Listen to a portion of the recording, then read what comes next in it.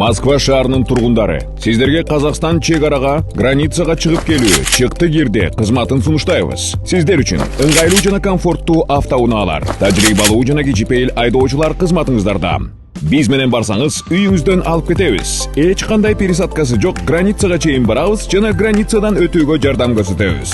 Регистрацияңыз просроченный болуп, же базадан чыкпай жатса, Золотая коронадан карызыңыз болсо, же кандайдыр бир штрафтарыңыз болсо, кабатырланбаңыз. Бизге чалыңыз. Туура маалымат беребиз. Чорный списоктон текшерип беребиз. Чалыңыздар. Биз менен сапарга аттаныңыздар. Ыраазы болосуздар. İşte sen ketpeysiңер öyle erkekleриңер мал баккыла баргыла агоротайдагыла. Эмнен негизинде кийилбей жатасың? Биздики потому что Face ID бар. Мыйзам. Мен сизге өзүм Сиз юрист. ушундай жооп берем сизге. При получении информации о коррупционных проявлениях все, мы начинаем реагировать действовать, немедленно. да. Вы Я вам- оставляете, мы реагируем, все. А прием прокурора, вам недостаточно нас? Хорошо, укугуңузду башка жерге барып айтыңыз. Мага жалпы бөлүм боюнча эмне сурооңуз бар? Кандай башка жерге айтыш? Мен дагы башка жерге бара турган жерим бар. Урматтуу шаардыктар, катталуучулар көрдүңөрбү кандай орой мамиле кылып атат? Башка жака барып укугуңду айт дейт. Аялдарыңар бөөгө тийсин. Күйөөсүн, балдарын төрөсүн дагы ошол окаткасын, үтүктөсүн. Колуңарда баягы таранчыны сойсо дагы касап сойсун деген кеп бар дедим. Бул эмне деген акмакчылык дедим. Сага келдим эле, бир ай мурун келдим эле. Ам 3 ай болду. Мына 3 ай. Мен сотрудникке мен өзүмдүн жеке телефонумду бердим, тартсын деп тартып турат ишиңиз болбойт. Эми сотрудниңизге суроо. Сизге ушундай жумуш убагында ушундай иш кылган каралганбы?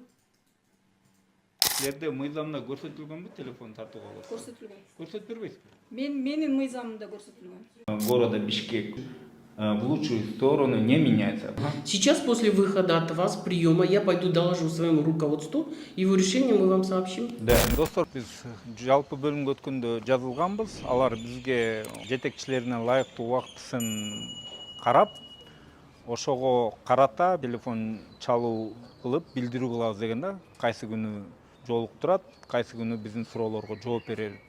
Бирок телефон чалынган жок, бизге эч кандай кабар берген жок. Бүгүн мына биз ошол маселе боюнча кайра жалпы бөлүмгө келтабыз. Алар эмне дейт экен, кандай жооп берет экен, биз азыр сиздер менен чогуу калабыз. Айтам. İştebesиңер чара колдоном дедим. Чара колдоном. Вопросыңызды бериңиз. Берге барам.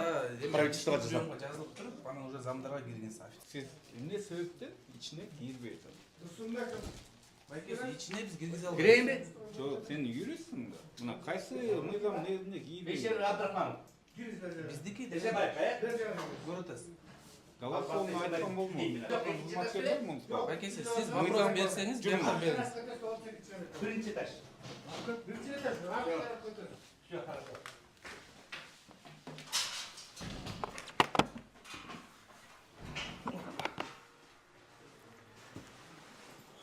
Биз негизги маселе суроого өтөлүктөн мурун сизге так мыйзамдын алкагында суроо. Силер ал суроого муниципалдык кызматта иштеп аткандан кийин мыйзамга ссылкасы менен жооп беришиңер керек. Бул имараттын Бишкек башкы архитектуранын ичине эмненин негизинде кирбей жатасың? Биздики потому что Face ID бар. Мыйзам.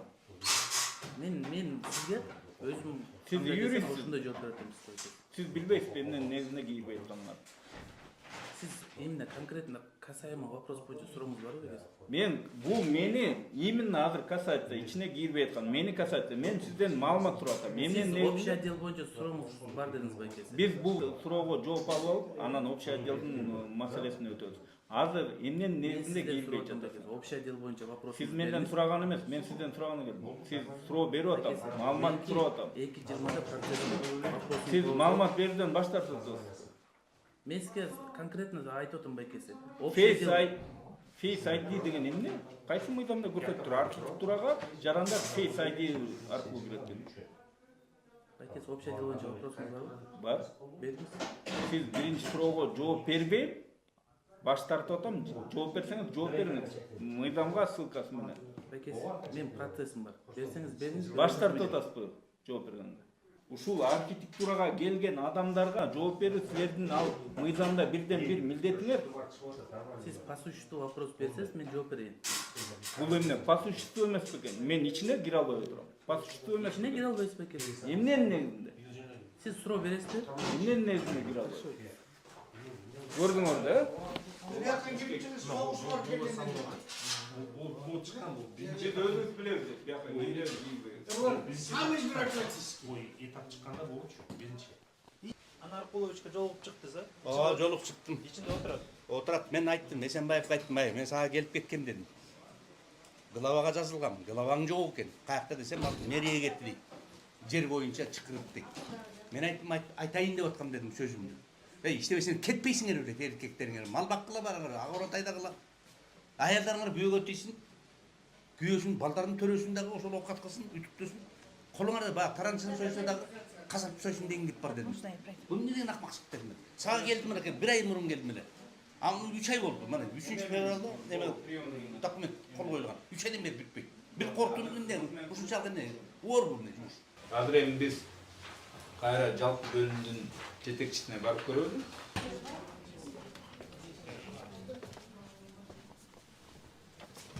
Биз бияка сизге келип кеткенибизге 1,5 саат болуптур.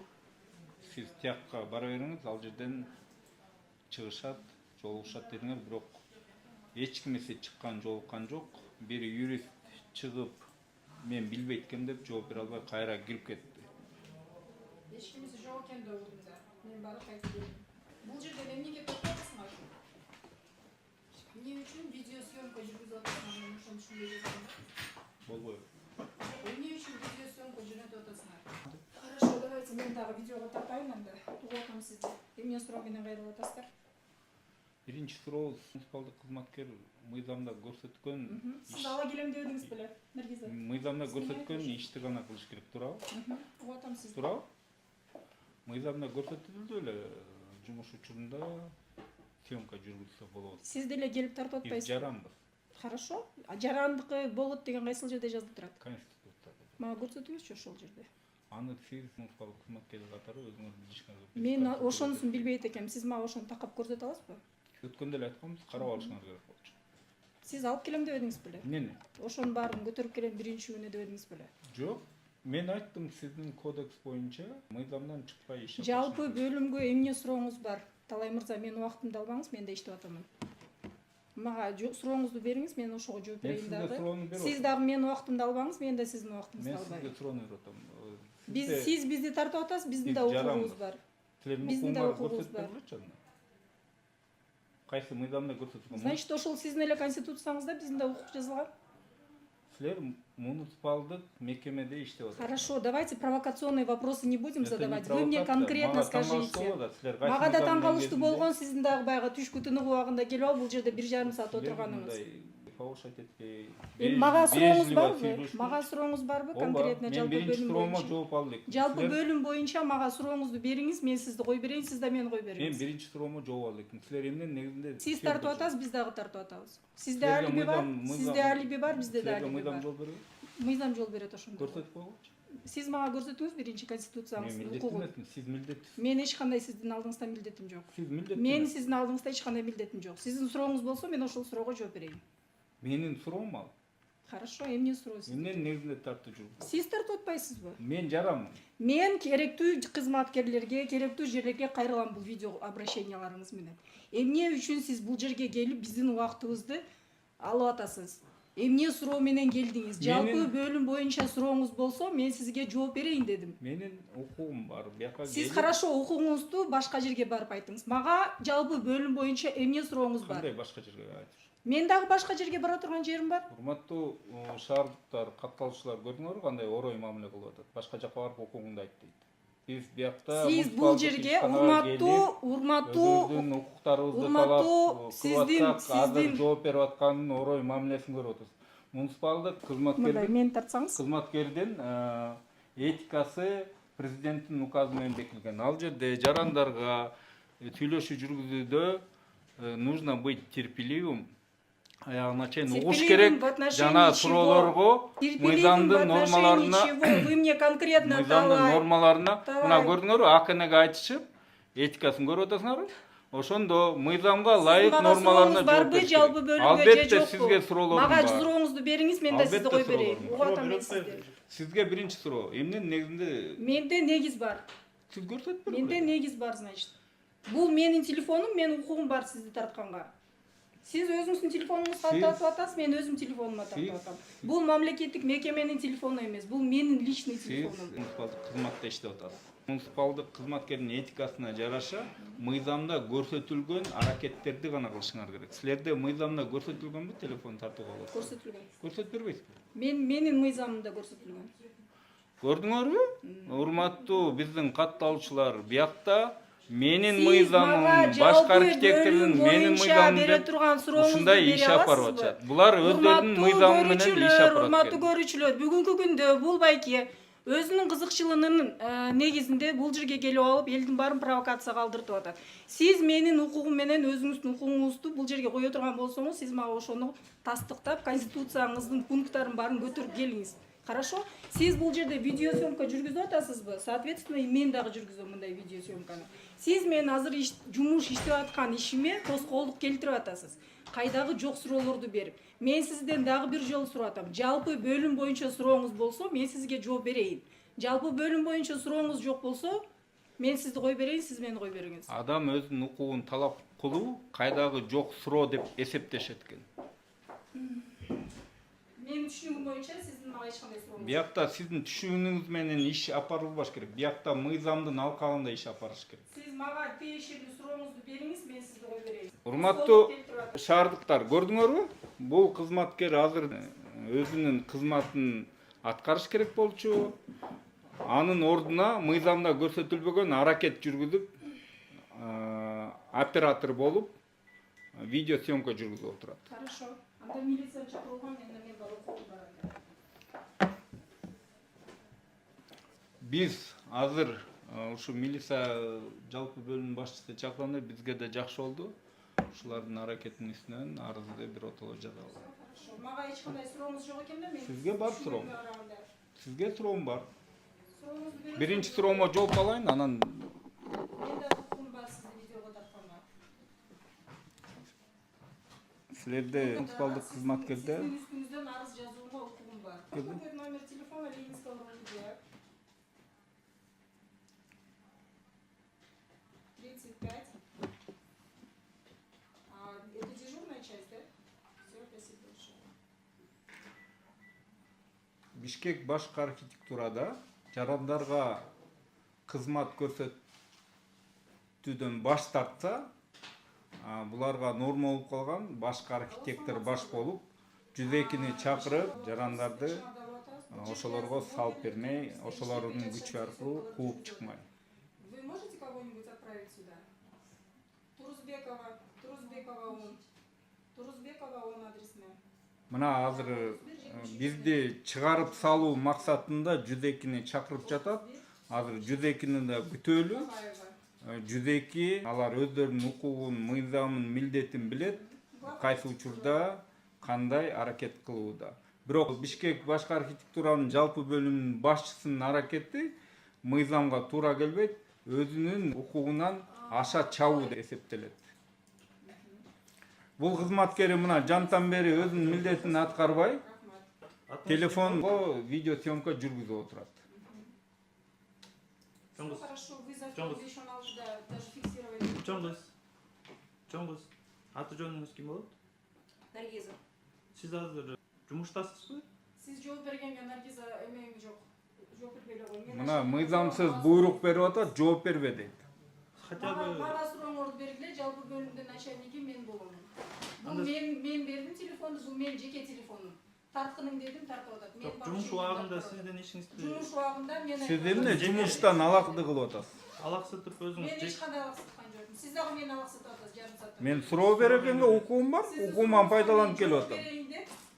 Сиз жооп бербей атасыз, эмненин негизинде видео тарттырып атасыз. Сиз мага жооп бердирбей койдуңуз, кайдагы жок суроо. Күтүп атам мен, жооп бериңиз. Эмненин негизинде видео съемка кылып атасыз?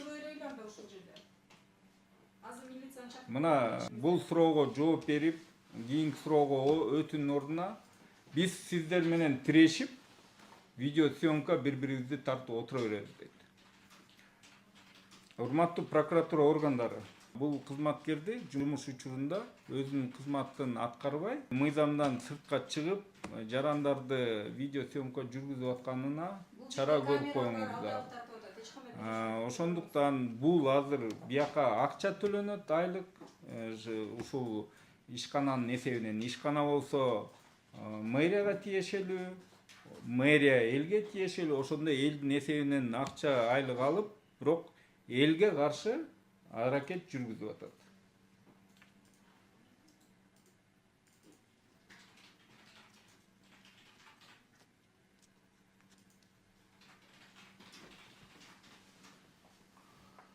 Чоңсти телефонун өзүнө берип коюп, сиз ишиңизди кыла бербейсизби мыйзамды бузбай? Сиздер кеткенден кийин эле волонтер жумушун эч бир жерде бере алмайсыздар, камсынаңыздар.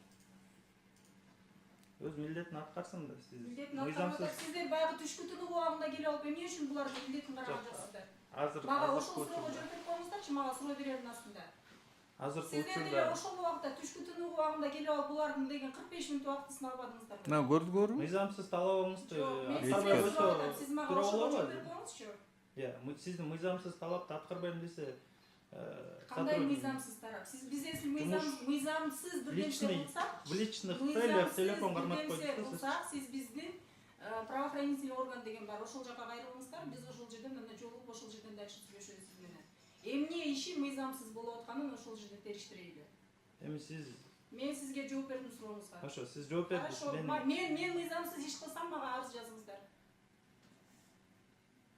Мен сиздин сотрудниктен сурап атам, сизден сураган жок. Мен Сиз менен сотрудниктин түшүнүктүү да. начальнигимен мен жооп берем ал сотрудникке. Сотрудник өзүнүн аракетине өзү жооп берет. Мен сотрудникке мен өзүмдүн жеке телефонумду бердим, тартсын деп тартып турат, ишин болбойт. Эми сотрудниңизге суроо. Сизге ушундай жумуш убагында ушундай иш кылган каралганбы? Чоңуз. Начальник эмне деп айтса ошону кылышат. Көрдүңөрбү, урматтуу прокуратура, урматтуу шаар башчысы, мыйзамда көрсөтүлгөн милдетти аткарбай, башчысы, жетекчиси эмнени айтса ошону аткарат дейт. Көрдүңөрбү, кандай биякта система орношуп калган. Жетекчи эмнени айтса ошону аткарат дейт, мыйзам айтканды аткарбайт дейт. Жетекчиси болсо жантан бери мыйзамсыз буйрук берип, телефонго ушу жарандарды видеого тарт деп мыйзамсыз буйрук берип отурат. Ошол учурда бул кызматкери өзүнүн милдетин аткарыш керек болчу. Бунун милдетине видеого тартуу жарандарды кирбейт. Да, не надо, я могу и сама снимать. Мына эми мыйзамсыз аракетке өзү өттү. Хорошо. Эмнеге каршы болуп атасыз? Эмнеси жакпай жатат сизге? Сизде милдетте көрсөтүлбөгөн аракет кылбашыңар керек. Видео тартуу сизде милдетте көрсөтүлгөн эмес. Хорошо. Мага тийиштүү сурооңуз барбы дагы? Ушуну жооп берсеңиз, анан сизге тийиштүү. Албетте бар. Мен если бирдемсени туура эмес кылсам, сиздин Сиз туура укугуңуз эмес бар. кылып атасыз. Сиздин укугуңуз бар менин үстүмөн арыз жазганга. Хорошо. Менин да андай укугум бар. Экинчи суроо. Хорошо, угуп атам сизден.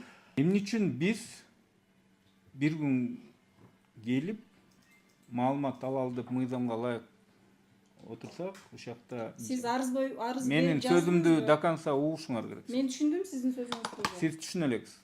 Мен кайра кайталайын. Бузбаңыз, менин сөзүмдү бузбаңыз. Ал муниципалдык кызматкердин этикасына жатпайт деп атам. Хорошо, айтыңыз. Биз ушул жерге жалпы бөлүмдүн иш жүргүзүү, жарандарды кабыл алуу, уюштуруу маселеси боюнча сиздин үстүңүздөн, сизден жогору турган жетекчилерге сурообузду берип маалымат алалы дегенбиз. Бирок 1,5 саат болду, жок. Ошол эле учурда ал жерден адамдар чыгып, биз орун басарлар менен жолугуп чыгып атабыз деп атат. Кайра эле биз сурасак кайра эле жок деп атат. Ошондо сиздин үстүңүздөн турган бир жетекчини бизге сурообузга жооп берүүгө камсыздап бере албайсызбы? Мен камсыздап бере албайм. Мен начальник бул бөлүмдүн эле начальнигимин. Мен алардын начальниги эмесмин да. Биз сизге келип атабыз. Сиз айткан доо арызыңыздын баарын жеткиздим. Сизди кайсыл күнү кабыл алышат, кандай кылып кабыл алышат, алардын баардыгын ошол жерден суроолор, жоопторуңузду ошол жерден алыңыз деп мен сизди жөнөтпөдүмбү? Жок, ал жерден эч ким чыккан жок. Мен күнөөлүү эмесмин да чыкпаса. Мен сиздин айтканыңызды Мен ошону айтып атам. Кандай суроону деген орун басарлардын өздөрүнө барып сураңыздар. Ал суроону деген начальниктин өзүнө барып сураңыздар. Мен бөлүм башчысы болуп, эмне үчүн аларды контролдошум керек, эмне үчүн аларга айтышым керек. Силер бүгүн мындай иштешиңер керек, эртең тигиндей иштешиңер. Жарандар келип кабыл алууга Жарандар жазылганда сиз дагы бир жолу айтып атам. Сиз мамлекеттик кызматкерсиз, жеке жаран эмессиз. Сиз мен сүйлөп атканда оюмду бөлбөңүз. Же болсо мамлекеттик кызматкердин этикасын менин жоомду укпай жатпайсызбы? мен уктум сизге. Алар жооп бербейм деп атасыз. Мен сизге башка суроо берип атам.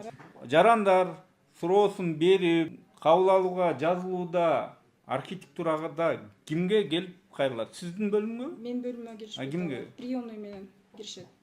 Мына урматтуу шаардыктар, бияк жалпы бөлүм башчысы айтып атат, эгерде жарандар кабыл алууга жазылса, бир кандайдыр маалымат ала турган болсо, жалпы бөлүмгө келбейт экенсиз. Аны приемныйга барат экенсиз. Приемныйдын телефону эч качан ал номер иштебейт, эч ким көтөрбөйт. Орун басарлардын номерлери биз 1 саат чалып отурдук, эч ким көтөрбөйт. Ушундай башаламандык менен бүгүнкү күндө башка архитектурада иш жүрүп атат. Ар бир жаран ушинтип телефон менен Жок, мен ар бир жаранды эмес, мен тарткан адамды мен дагы тартамын. Анткени мен эртең сиздердин бул съемкаңардын кандай мааниде чыгарын билип турамын. Менде дагы сиздерге ответкам болот. Сиздин өз милдеттериңизде ушул каралганбы? Хорошо, мен милдеттеримде каралбаса, сиздер менин үстүмөн арыз жазууңар укуңар бар. Жок, сизге суроо берет. Сиз Урматтуу жарандар, көрдүңөрбү? Биякчын жолун. Мен билгенимди кыла берем. Силер билгениңерди кыла бергиле. Мен антип айтам. Мен мыйзамды бузуп тарта берем дейт. Силер билген жагыңарга арызданып алгыла дейт. Эмнеге? Анткени бул архитектуранын кызматкерлерин булардын мыйзам бузуусун органдар көпчүлүк учурда көз сыртында калтырып коет. Прокуратура органдары биз ушул аракеттери боюнча башка архитектордон баштап бөлүм башчы орун басарларынан биз ар бир этапта белгилеп өткөн мыйзам бузуулардын баарын жоопко тартууга талап кылабыз. Сиздер ар бир биздин берүүбүздө ушулардын мыйзамсыз аракеттерин башаламандык кылып жаткандарын көрүп турасыңар, күбө болуп турасыңар. Мен чакырдым деп. Биз да кошо чакырдык. Жок, сиздер чакырганыңыздарды билбейм, мен чакырдым. Биринчи булар чакырды, андан кийин биз да чалдык да. Азыр мындай ситуация болуп атат да, иш убактысы. Бул жерге келишип алып, видео съемкалардын бардыгын өткөзүш үчүн. Суроолоруңуз болсо, жалпы бөлүмгө болгон суроолоруңузду бериңиз десем, жалпы бөлүмгө эч кандай суроолор жок. Бул жерде жөн эле туруп алып, баарыңызды коррупционерсиңер, башаламан иштейсиңер деп жөн эле үстүбүздөн азыр өзүнүн катталуучуларына, билбейм, бул байке блогерби же ким туура эмес маалымат таратып атат да, биздин ишкана тууралуучу. Бул жерден азыр мен түшүндүрүп айттым. Жалпы бөлүмгө боло турган суроолоруңуз болсо бериңиз десем, мамлекеттик этиканы көтөрүп атат, сиз деген мен менен сылык сүйлөшкөн жоксуз деп атат. Мен иш убактымды алып атат. 5-күнү келип алып туруп бул жерде тыныгуу убагында кыздардын 45 мүнөт обед убагын алган. Бул жерде туруп алып азыр эми провокацияга алдырып атат да. Ошон үчүн мен өзүм ишмер катары буну чыгара албаганымды, алымды сезип туруп, сиздерди чакырууга муктаж болдум да. Бүгүнкү күндө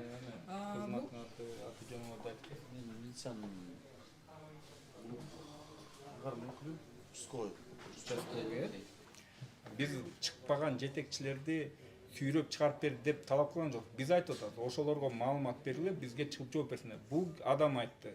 Анда силер тиягы менен главный входко баргыла. Мен айтып коем деди. Биз главный входко бардык. Ал жерде 1,5 саат турдук. 1,5 саатта эч кимиси чыкпай койду. Бир юристи чыгып туруп, мен билбейм деп туруп, жооп бербей туруп кирип кетип калды. Биздин берген суроого жооп ала албай кетип калабызбы деп турган учурда силер ушинтип видеого тартып атасыңар деп силерди чакырды. Анан биз дальше калып калганыбыз, силер келсин, биз силерге да айтчу сөзүбүздү айтып алалы деп турдук. Бул эгерде мен аларды күчкө салып алып келгенге милдетиме кирбейт деген болсо, биз алып кел деп. Сиз айттыңыз, мен сага талап коюп атам. Анын баары камерада Орун басарларды алып келгиниң дедиңиз. Мен сизге айттым, орун басар чыга албаса, макул, эжеке, туруңуз. Сиз бул жактан ушу 2ден бери жүргөн убактыңыз уже видео менен фиксация кылып туруп туурабы? Эми бул жактын үстүнөн караган тийиштүү органдар бар. Ошол боюнча кат жүзүндө официалдык мыйзам чегинде как жаран катары ошону кайрылыңыздар байке. Хорошо. Андып ызычуу кылып меме кылып. Жок, ким Манас мырза мындай. Силер азыр кой тургула. Манас мырза. Биз ар бирибиз өзүбүздүн мындай сүйлөөдө мындай ошо сөздү туура тандап сүйлөдүк. Биз ызычуу кылган жокпуз. Ызычууну архитектура, мен бул айым деп элем, архитектура кылып атат. Эмне кылып? Бүгүнкү күндө мыйзам боюнча архитектор кабыл алып отуруш керек болчу. Биз кабыл алуусуна кириш керекпиз. А башка архитектор жок. Бизге бир адам архитектурадан жооп бербей атат. Ушул жакшыбы? Бул болбойт. Биз аны буяка айттык, биз тиешелүү органдарга жазабыз, кайрылабыз прокуратурага. Ошолор териштирет деп. Бирок биз азыр биякта силерде суроо жаралып калып атат. Эмне болуп? Бул эгерде аларды чакырып бере албаса турасыңар деп. Биз силерди күтүп турдук. Түшүнүктүү байке. Бирок көп убакытта келдиңер да. Эгерде бу жерде архитектура чогулуп алып мага кол салган болсо, анда үлгүрбөй калмасыңар мени коргоп калганга. Сиз өзүңүздөр көрдүңөр, Бишкек башкы архитектура үчүн норма болуп калган окшойт. Биз буга чейин келгенде башкы архитектор өзүнө кабыл алуусуна чакырып алып, кайра бизди эки суроо бергенде, мен суроо жооп бербейм деп туруп, милиция кызматкерлерин чакырып, ошолордун жардамы менен кууп чыкканга аракет кылган. Башкы архитекторду турап, бүгүн бөлүм башчысы да кууп чыкканга аракет кылып, милицияларды чакырып, милициялардын жардамы менен аракетти көрдү. Биз ошондон улам эмнени айткыбыз келип атат? Бүгүнкү күндө Бишкек шаарында мэриядан жерди арендага алууда жана курулуш жүргүздө уруксат кагаздарын берүү жападан жалгыз Бишкек башкы архитектурасынын мойнуна жүктөлгөн. Мындан бөлөк уруксат кагаздарын берчү ишкана жок, мекеме жок. Бирок булардын иш жүргүзүүсүндө сиздерге өткөндө көрсөтүп бергендей 35 күндүн ичинде бүтчү документтер 90 күнгө жетип дагы деле бүтө элек. Ал эми биз ичине киргенде Бишкек шаарынын депутаттары, Жогорку Кеңештин депутаттары, мурдагы депутаттар, чиновниктер, курулуш компаниянын жетекчилери ичинде кенен кесир ар бир кабинетке кирип, сүйлөшүү жүргүзүп, маселелерин чечип жүрөт. Ал эми жарандар үчүн бияка деген киргизбей, бирдиктүү терезеге баргыла, жалпы бөлүмгө баргыла, кат түрүндө кайрылгыла, жакпаса башты оорутпай тиешелүү органдарга арыздангыла деп элди ушинтип кагып силкет. Ошондо байлар үчүн, олигархтар үчүн, депутаттар үчүн оңой шарт түзүлөт. Иштери кенен кесир бүтөт. Ал эми жеке жарандар, карапайым жарандардын иши айлап, жылдап бүтпөй, ошону менен бай кедейдин ортосунда ажырымды көбөйткөнгө булар бирден бир чоң салымын салып атат. Мындан арыда ушул суроолорубуз менен келип, жоопторду алып, мыйзам бузган жагдайлар боюнча прокуратура органдарына арыздарыбызды берип, жоопко тарттырганга аракет кылабыз. Прокуратура органдары кандай чара көрөт, аны сиздер менен чогуу биз күбө болобуз. Биз бүгүн Ленин район прокуратурасынын имаратынын алдында турабыз. Бияка келгенибиздин себеби өзүңүздөр билгендей, буга чейин Бишкек прокуратурасына арыз менен кайрылганбыз. Бишкек прокуратурасы болсо башкы архитектура Ленин районунда жайгашкандыктан биздин арызыбызды Ленин район прокуратурасынын кароосуна жибериптир. Бүгүн бизге ошо орун басары чалып, келиңиздер, сиздердин арыз бизге келип түштү, карайлы деп чакырыптыр. Азыр кирели, суроолорубузду берели, жооп алалы, ошого чогуу күбө болуп чыгалы. Саламатсызбы? Менин атым Таалай. Бишкек башкы архитектурада болуп жаткан мыйзамсыз көрүнүштөр боюнча Бишкек шаардык прокуратурага кайрылдык эле. Анан бүгүн ушу сиздер чалып бул маселени бизге жөнөттү деп калдыңыздар. Анан сиз өзүңүз биздин көрөрмандарга тааныштыра кетсеңиз. Мен прокурордун орун басары Абдибайыт уулу Жанарбек. Мен сиз менен байланышканым себеби бүгүн бизде электрондук документ аркылуу бизге сиздин арызыңыз жиберилген. Анан сиз өзүңүз шаардын прокуроруна жеке кабыл алуусун сураган экенсиз. Бизде тартип биринчи райондордо каралган. Ошондуктан мен сизге менен байланыштым эле. Азыр сиздин арызыңыз муунубузду угайын. Эки арыз бердик эле. Сиздер прокуратура мыйзамды иштешин көзөмөлдөгөн орган катары ошол жерде иретке келтирип берсеңер депчи. Анткени ал Бишкек башкы архитектура бүгүнкү күндө режимный объектилеринин реестрине кирбейт. Ал жерде адамдардын кирүүсүнө тыюу салуу мыйзамсыз. Эгерде режимный объектилердин реестрине киргенде да мына силердин прокуратурада деле режимный объект болуп эсептелет, бирок силерде деле аты жөнүн жазып, адамдын кимге келгенин каттап, кийирип чыгарып турат. Бишкек башкы архитектурада кааласа кийирет, кааласа чыгарбайт. Мындайча айтканда өз билимдик менен. Ошол эле учурда биз эч кандай бир жадай калса жетекчи менен бекитип бергилген эрежелерин көрө алган жокпуз, беришкен жок, анткени ал эреже жок. Ошол боюнча арызды бергенбиз, анан ушул эки арызды деле баары силерге жөнөттүк экен, Бишкек башкы прокуратура. Анда сиздерге бере берели эки арызды. Мына урматтуу достор, кирип чыктык, өзүңүздөр күбө болдуңуздар. Кудай буйрса биздин арызды мыйзамдын алкагында дыкат карап чыгабыз деди. Биз өзүбүз тараптан болгон маалыматтарды, далилдерди келтирип беребиз деп кепилдик бердик.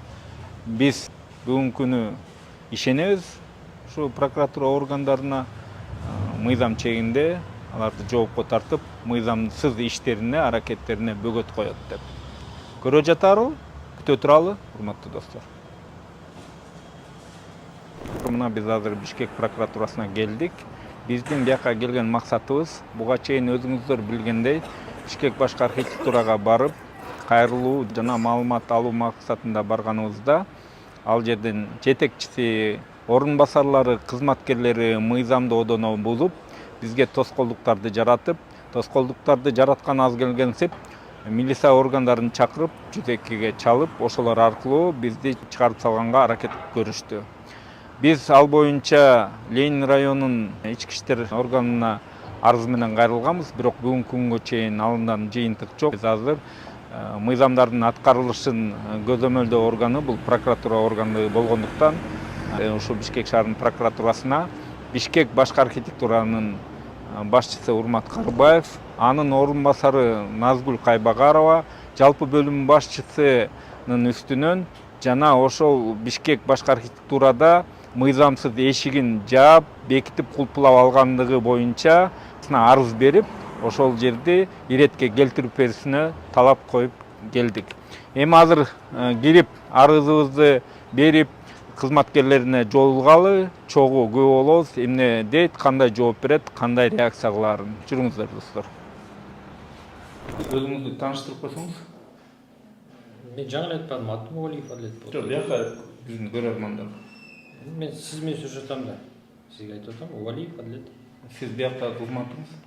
Кызматыңыз. Бөлүмдүн орун басары. Кайсы бөлүм? Усол. Биздин атыбыз Талай. Биз буга чейин келип арыз тапшырып кеткенбиз. Ал арызыбыздын бирөөсү бүгүн Ленин район прокуратурасына жиберилиптир. Ленин районунун прокурордун милдетин аткаруучу бүгүн бизди телефон менен чакырып жолугушуп келдик. Түшүндүрүп бердик. Экинчи арызыбыз силерде окшойт. Андан сырткары биз арыз берип атканда коррупция боюнча бөлүм башчынын билдирүү бергенбиз. Биздин андан тышкары дагы арыздарыбыз бар. Ошону менен бирге шаардын прокуратурасына бизге жолугушуу, кабыл алуусун камсыздап берүүсү боюнча биз шаардын прокуроруна мэрияда жана түзүмдүк бөлүктөрүндө болуп жаткан коррупциялык көрүнүштөр, мыйзамсыздык, башаламдыктар боюнча маалымат берип, Бишкек шаарынын прокурорунун позициясын кабыл беребиз. Сизге жолугушуу, жеке кабыл алуу именно азыр керекпи? Биз майрамга чейин жолугушууга келгенде прокурор орунда жок, кечирээк келет деген. Анан биз анда майрамдан кийин камсыздап бериңиз. Бир четинен мыйзам боюнча региондон келген жарандарды күтүүсүз кабыл алыш керек. Экинчи четинен коррупция боюнча маалыматтар келип түшүп атканда токтоосуз маалымат алып чара көрүш керек. Ошондуктан биз прокурор менен бул маалыматты Бишкек шаарынын мэринин өзүнүн аракеттерине тиешелүү болуп аткандан кийин непосредственно прокурордун өзү менен жолугуп алдык. Анан эми биринчи күнү коррупция боюнча бөлүм башчынын жетекчиси бүгүн байланышабыз деген. Байланышкан жок. Биз азыр айтып аткан арыздарды ыздап келдик. Силерге каттатканы, андан тышкары прокурор менен маалымат берип, позициясын угуу боюнча качан жолго алабыз деп келдик. Сиз аз жогоруда айтып кеттиңиз, мен буга чейин таштаган арызыбыз бар деп, ошол арыз менен таанышасыз го, азыр кимде экенин ошону билиш үчүн. Калай Табылдиевич, мен немени айтып коеюнузбу? Мен бүгүн бир гана дежурныймын. Бишкек шаар прокурорунун жана жеке кабыл алуусуна жазууну башка кызматкер жүргүзөт. Мен ал кызматкер менен байланышып, кайсыл убакытта, кайсыл күнү кабыл алат деп ошону тактап берем. Сиз ар чыгат болуп туруңуз, мен байланышып тактайт. Аны коюп туруңуз, азыр мен регистрация кылып аны алам. Азыр биринчи бул маселени чечип беребизби? Когда можем встретиться с прокурором города? Арызыңызды калтырдыңыз. Арызды Ленинский райондук прокуратурага жибердик. Исполняющий обязанности айтты мага, жолуктуңар, сүйлөштүңөр. Эми заявлениянын карасында убакыт бергиле да. Вы, значит, видите... Вы просите встречу, да. Но да. Вы понимаете, мы исполнители, да. Встречу по результатам проверки же... Нет, подождите. Вы видите, из-за чего... Мы договорились не снимать. Сейчас, из-за чего мы постоянно эти процессы снимаем на камеру. Потому что или вы забываете, о чем мы... Почему не забываем? Вы просили встречу с прокурором города Бишкек. При этом вы оставили заявление, правильно же?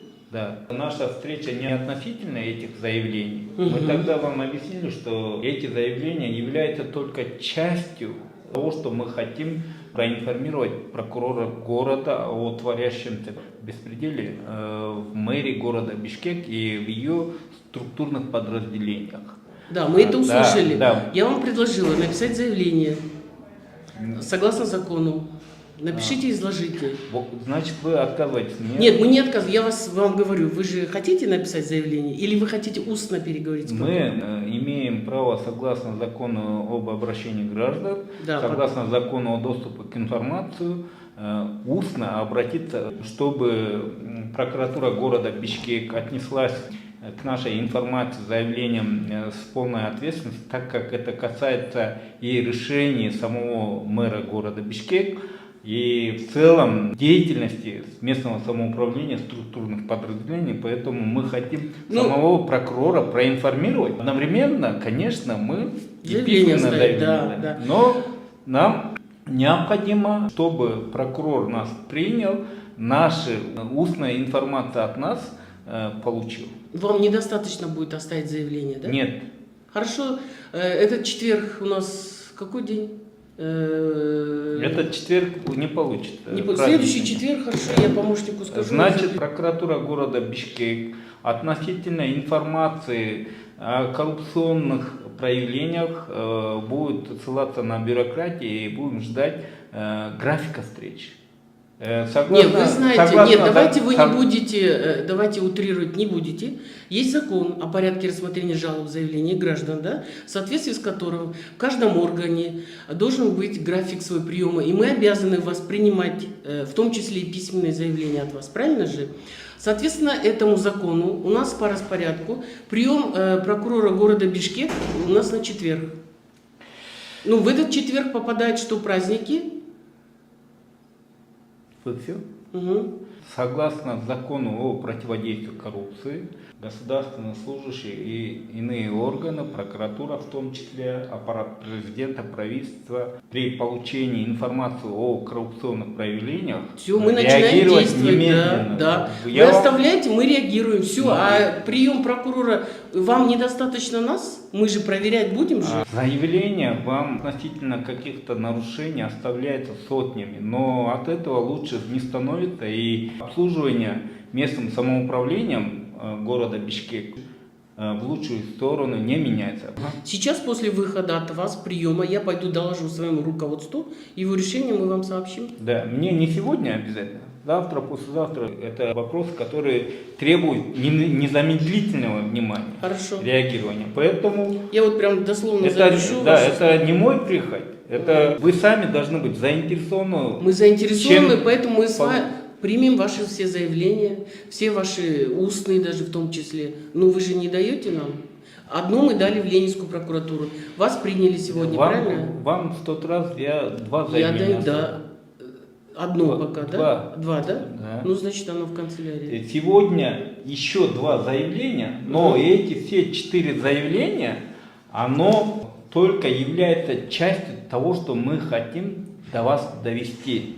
Это начальный этап нарушения прав граждан города Бишкек и коррупционных проявлений беспредела, творящихся в структурных подразделениях. Урмантуу биздин көрөрмандар, катталуучулар, шаардыктар, биз бүгүн Бишкек шаарынын прокуратурасына өзүңүздөр билгендей Бишкек башкы архитектурадагы жарандарга кызмат көрсөтүүсүндө, жарандарды кабыл алуусунда, маалымат берүүсүндө мыйзамды бузуп, башаламандык, өз билемдик жол менен иш апарып аткандыгы тууралуу бүгүн Бишкек башкы архитектуранын башчысы Урмат Карыбаевдин үстүнөн, Бишкек башкы архитектуранын орун басары Кайбагарова Назгүлдүн үстүнөн, Бишкек башкы архитектуранын жалпы бөлүмүнүн башчысынын үстүнөн жана ошондой эле Бишкек башкы архитектурада мыйзамсыз эшикти кулпулап алгандыгы боюнча биз бүгүн Бишкек шаарынын прокуратурасын ошол мыйзамсыздыкты жокко чыгарып, эшигин мыйзамга ылайык ачык кылып бериңиздер деп өтүнүп арыз кийип атабыз. Бүгүн бизде Бишкек шаарынын прокуратурасынын коррупцияга каршы күрөш боюнча бөлүм башчысы Каимова Дамира Узгеновна.